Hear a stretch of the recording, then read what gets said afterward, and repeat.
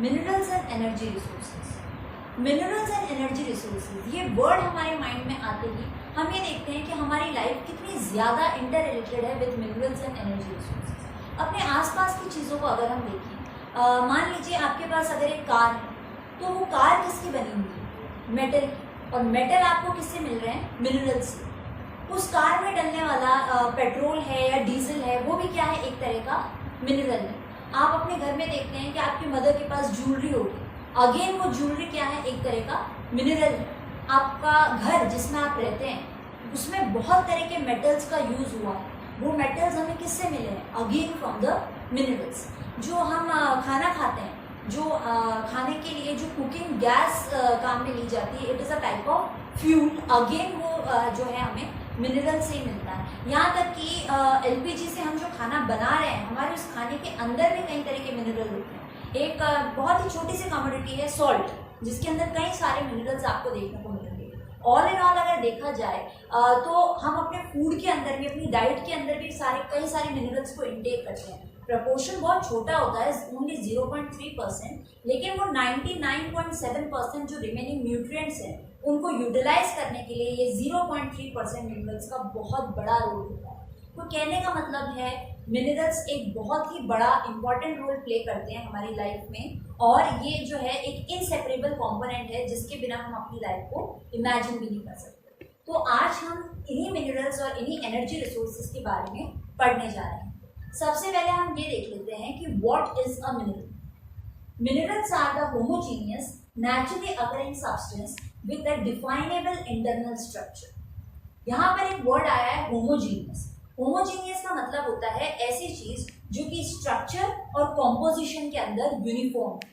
तो आपको बोला जा रहा है कि मिनरल्स क्या होते हैं? नेचुरली अकर होने वाले होमोजीनियस सब्सटेंस, यानी कि जो स्ट्रक्चर और कॉम्पोजिशन में एक ही टाइप के एलिमेंट के बने हुए हैं और ये नेचुरली अकर होते हैं inside the earth crust. Millions of years लगते हैं इनको फॉर्मेशन में, और ये फॉर्म होते हैं, और जो हम जो है अर्थ क्रस्ट से इन्हें एक्सट्रैक्ट करते हैं, इन्हें प्रोसेस करते हैं, प्योरीफाई करते हैं और इन्हें यूजफुल बनाते हैं। They are found in varied forms in nature and are present in rocks. यानी कई सारे फॉर्म्स में ये बिलो द अर्थ क्रस्ट होते हैं और हम इन्हें एक्सट्रैक्ट करते हैं और ये रॉक्स के अंदर प्रेजेंट होते हैं। सो बात कर लेते हैं सबसे पहले regarding the classification of minerals, कि मिनरल्स को जो है कितनी कैटेगरीज के अंदर क्लासिफाई किया गया है। First category is metallic, second one is non metallic and third one is energy minerals. तो सबसे पहले बात करते हैं रिगार्डिंग मेटालिक मिनरल्स, जिनको कि अगेन 3 कैटेगरीज में रिक्लासिफाई किया गया है। मेटालिक मिनरल्स के अंदर हम देखते हैं 3 कैटेगरीज हैं, ferrous minerals, non ferrous minerals and precious minerals. सबसे पहले ये देख लेते हैं फेरस मिनरल्स क्या होते हैं। फेरस मिनरल्स वो मेटालिक मिनरल्स होते हैं जिनके अंदर आयरन कंटेंट बहुत ज्यादा होता है। एग्जाम्पल के तौर पर हम ले सकते हैं iron ore, manganese, nickel, cobalt. ये सारे वो फेरस मिनरल्स हैं जिनके अंदर आयरन कंटेंट मैक्सिमम होता है। Next is non ferrous minerals, जिनके अंदर आयरन कंटेंट नहीं होता है। Examples are copper, lead, tin and bauxite. उसके बाद जो हमारे आते हैं प्रेशियस मिनरल, जिनकी इकोनॉमिक वैल्यू बहुत ज्यादा होती है और जनरली ये जो है ज्वेलरी जैसे प्रेशियस थिंग्स बनाने के काम में आते हैं। Example are gold, silver, platinum. So all these were the types of metallic minerals. अब हम बात करते हैं रिगार्डिंग नॉन मेटेलिक मिनरल्स। इसके अंदर किस टाइप के मिनरल्स आते हैं? जैसे mica, salt, potash, sulphur, granite, limestone, marble and sandstone.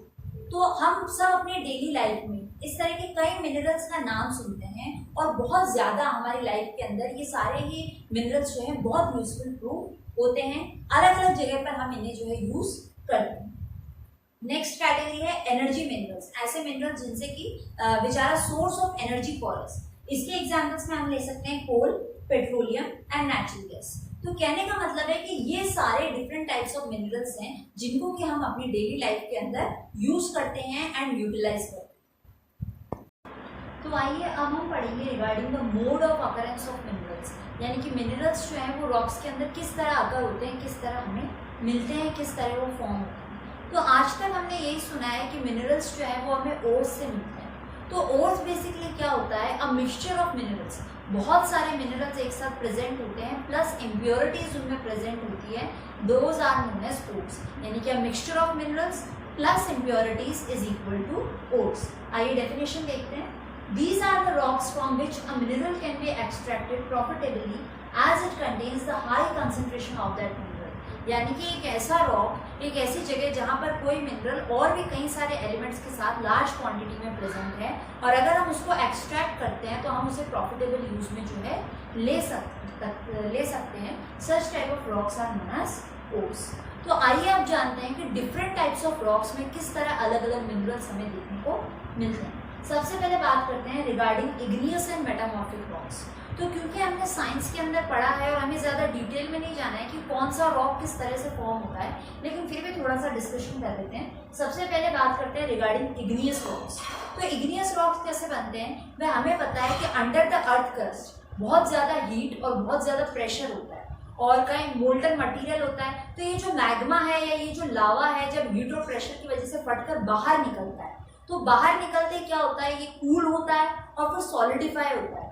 उस वजह से जो रॉक्स फॉर्म होते हैं after solidification, those rocks are known as igneous rocks. Similarly metamorphic rocks कौन से होते हैं, वो रॉक्स चाहे कह लीजिए इग्नियस रॉक्स या कोई से भी सरफेस रॉक्स जिनमें कि वेदरिंग की वजह से फिजिकल और केमिकल प्रॉपर्टीज में चेंजेस आते हैं। ओके, तो ऐसे जो रॉक्स फॉर्म होते हैं, such type of rocks are known as metamorphic rocks. तो अब इस तरह के जो रॉक्स होते हैं इग्नियस और मेटामॉर्फिक रॉक्स, इनमें हमें मिनरल्स किस तरह देखने को मिलते हैं। देखिए, minerals are found in the cracks और crevices in the forms of veins and lobes.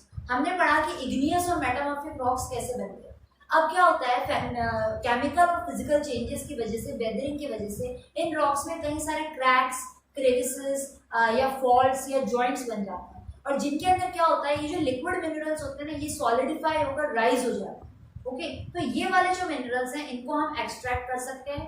अगर इन रॉक्स में ये क्रैक्स और क्रेविसेस में अगर स्मॉल क्वांटिटी में ये मिनरल्स प्रेजेंट हैं तो उन्हें हम कहते हैं वेन्स, और अगर लार्ज क्वांटिटी में कोई मिनरल प्रेजेंट है तो उन्हें हम कहते हैं लोब्स। यानी कि इग्नियस और मेटामॉर्फिक रॉक्स में अगर स्मॉल क्वांटिटी में कोई मिनरल प्रेजेंट है तो उसे हम वेन्स कहते हैं, एंड लार्ज क्वांटिटी में कोई मिनरल प्रेजेंट है तो उसे हम लोब्स कहते हैं। एग्जाम्पल है टिन, कॉपर, जिंक, जो कि इस तरह के रॉक से हमें मिलते हैं।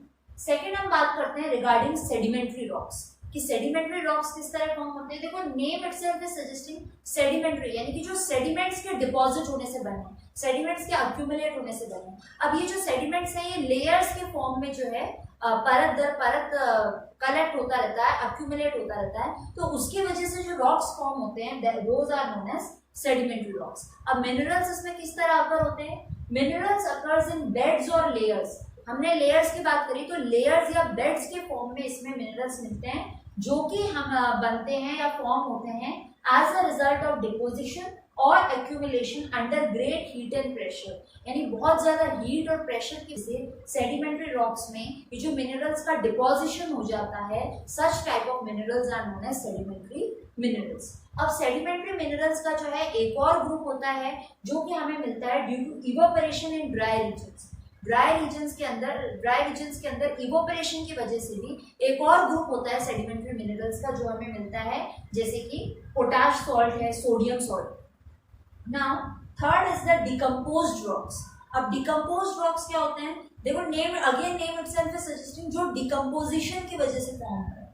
तो इसमें क्या होता है कि intense decomposition of surface rocks due to physical and chemical factors also lead to formation of holes. यानी कि जो बहुत पुराने सरफेस रॉक्स हो जाते हैं उनमें क्या होता है, टाइम, हीट, प्रेशर, वेदरिंग, इन सारे फैक्टर्स की वजह से डिकम्पोजिशन होता रहता है काफी सालों तक। तो एग्जिस्टिंग ओल्ड रॉक्स में उनकी फिजिकल और केमिकल प्रॉपर्टीज में जो चेंजेस आते हैं उनकी वजह से ये ओर्स का जो फॉर्मेशन होता है, such type of minerals are known as decomposed minerals, जो कि इस तरह के हमें डिकम्पोज्ड रॉक से देखने को मिलते हैं।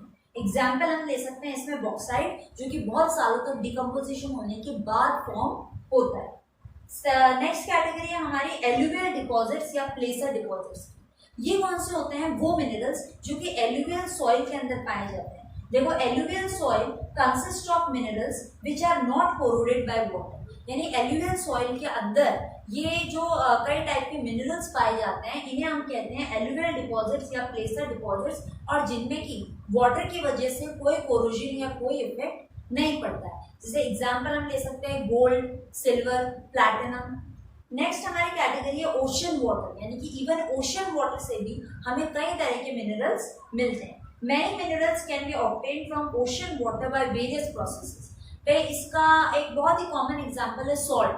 हम सब जानते हैं कि सॉल्ट जो है वो हमें कैसे मिलता है, ड्यू टू इवापोरेशन, क्योंकि ओशन का वाटर जो है सलाइन होता है। इसी तरह मैग्नीज है, ब्रोमाइन है, इस तरह के कई सारे मिनरल्स हैं जो अलग अलग प्रोसेस से हम एक्सट्रैक्ट कर सकते हैं फ्रॉम द ओशन वाटर। तो ये क्या है, डिफरेंट रॉक से या डिफरेंट डिपॉजिट से किस तरह हमें अलग अलग टाइप के मिनरल्स मिल रहे हैं।